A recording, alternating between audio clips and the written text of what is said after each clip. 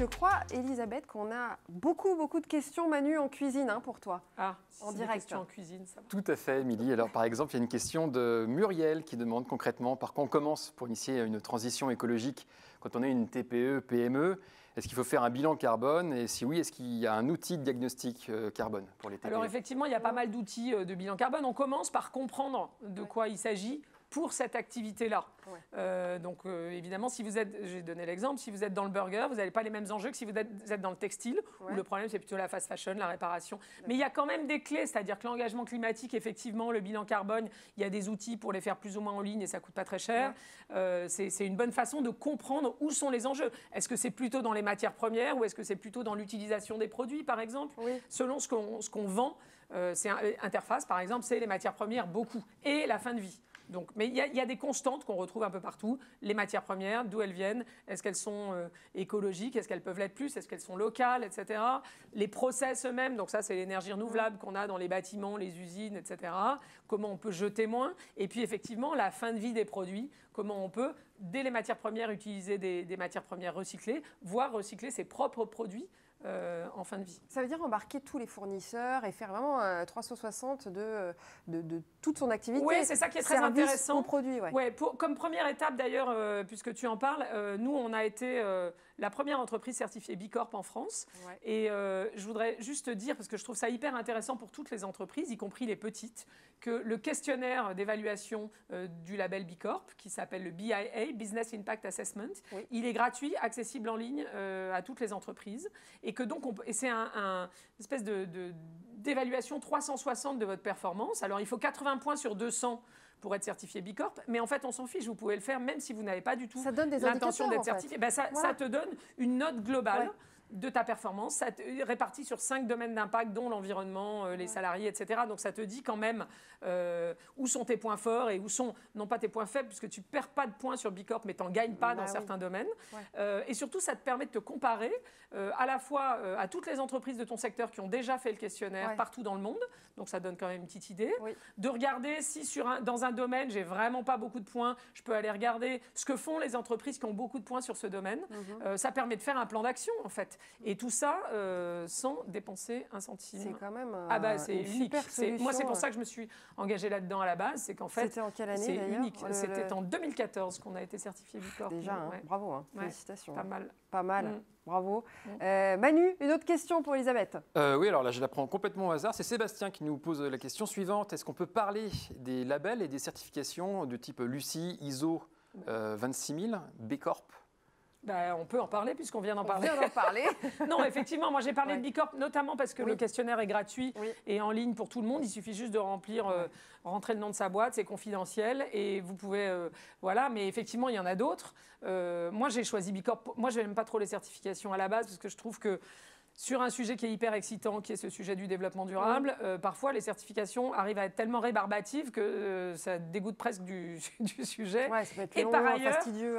Et par ailleurs, c'est le moyen, la certification, et certains, je trouve, le prennent pour la fin. Du coup, l'objectif, c'est d'être certifié. Non, l'objectif, c'est d'être bon, et la certification, c'est un guide. Il n'y a pas de certification parfaite. Même B Corp a à la base une espèce de approche culturelle un peu plus américaine. Donc, c'est vrai qu'il y a certaines questions pour nous qui sont un peu bizarres, mais c'est pas grave, en fait, parce que franchement, c'est vraiment pour se mettre sur un chemin, en fait. Et d'ailleurs, c'est intéressant parce que beaucoup voient la certification B Corp comme une fin en soi. Or, c'est vraiment un cadre de progrès. Nous, par exemple, depuis qu'on est B Corp en 2014, on a amélioré notre score. On est rentré à 100 et quelques points, ou 96, je crois.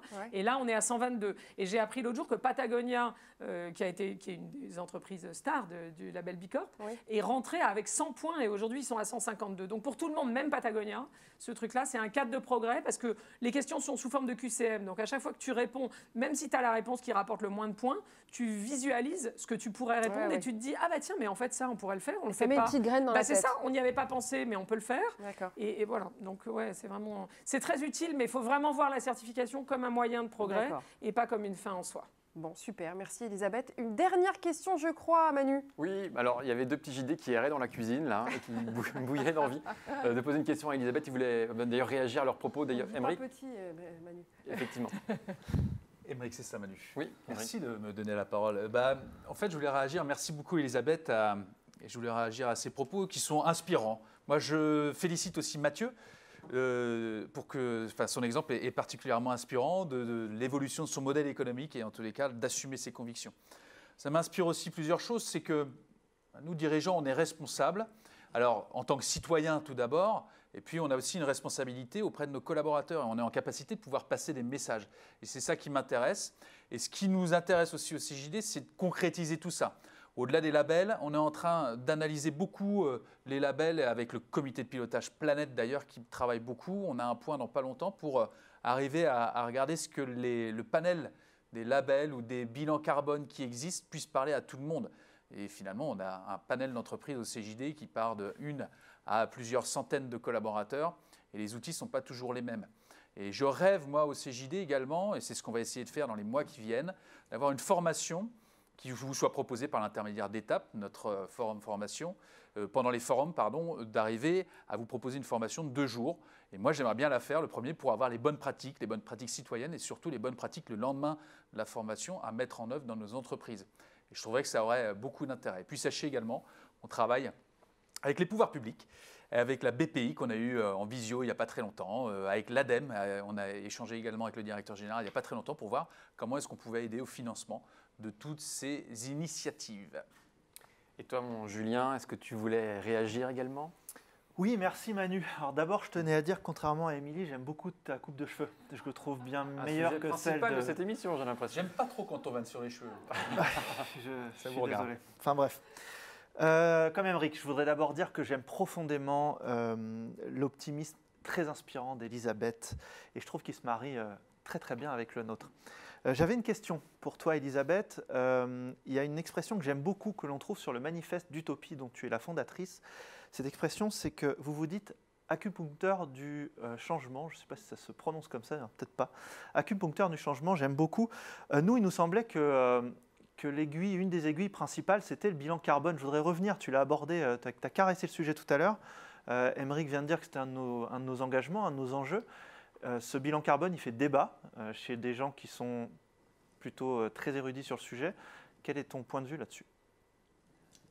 Alors, mon point de vue, c'est que déjà, l'idée d'acupuncture, c'est de se dire il suffit d'appuyer sur quelques points pour faire basculer un système. C'est pas la peine d'essayer de dire ah non mais c'est trop complexe, il faut tout changer en même temps. On peut trouver quelques points. Et effectivement, l'engagement climat pour changer une entreprise, c'est une bonne réponse. Je ne sais pas s'il fait débat. Pour moi, il n'y a pas vraiment de débat. Il y a des débats méthodaux, mais c'est vraiment pas le sujet. Il y a quand même assez consensus sur comment on calcule un bilan carbone.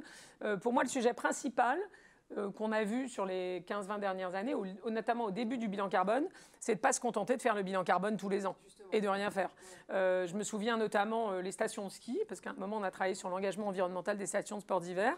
Il y avait un espèce de sujet où tout le monde calculait son bilan carbone tous les ans, mais ils avaient quasiment tous les mêmes résultats. Les transports des clients, c'était des touristes, c'était toujours une partie importante. L'autre partie, c'était les bâtiments. Ouais. Bon, ils avaient tous les mêmes résultats à quelques pouillèmes près.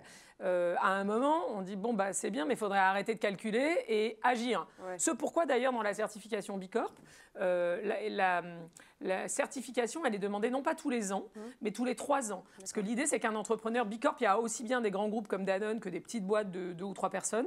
Et l'idée, c'est qu'un entrepreneur, il faut qu'il fasse progresser ses pratiques et que ça prend du temps. Il ne peut pas faire juste du reporting et calculer en continu ses résultats s'il n'a pas le temps de les améliorer entre deux sessions. Donc c'est bien 2-3 ans. C'était 2 ans quand nous, on a commencé. C'est 3 ans maintenant parce que ça laisse le temps de progresser. Sur les RH, c'est compliqué de progresser. Sur les pratiques, sur les produits, si tu veux changer ton modèle économique ou tes produits, ça prend du temps.